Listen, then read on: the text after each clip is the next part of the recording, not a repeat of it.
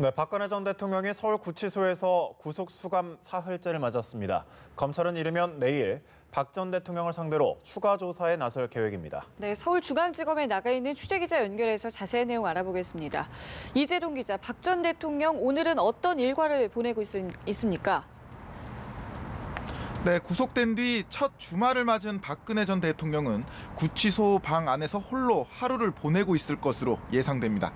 주말에는 원칙적으로 변호인 접견이 허락되지 않기 때문에 박 전 대통령은 어제에 이어 오늘도 변호인을 만날 수는 없습니다. 특히 일요일에는 가족 등의 일반인 접견도 금지돼 있어 오늘 박 전 대통령을 방문하는 사람은 없을 것으로 보입니다. 3.2평 크기의 독방에 수감된 박 전 대통령은 일반 수감자들과 같이 오전 6시쯤 일어나 밤 9시쯤 잠자리에 들게 됩니다. 주말에는 대부분의 시간을 방 안에서 보내게 되는데요. 박 전 대통령은 어제 유영하 변호사가 영치품으로 넣어준 책 등을 읽으며 시간을 보내고 있을 것으로 예상됩니다. 네, 그렇군요. 한편 검찰은 이번 주부터는 구속된 박 전 대통령을 상대로 본격적인 조사를 시작할 계획이죠. 네, 그렇습니다. 검찰은 이번 달 중순 박 전 대통령을 재판에 넘기기에 앞서 혐의와 관련한 진술을 최대한 이끌어내겠다는 방침입니다. 주말 동안 박 전 대통령이 구속의 충격을 어느 정도 가라앉혔을 것으로 보는 검찰은 이르면 내일부터 조사에 착수할 전망입니다.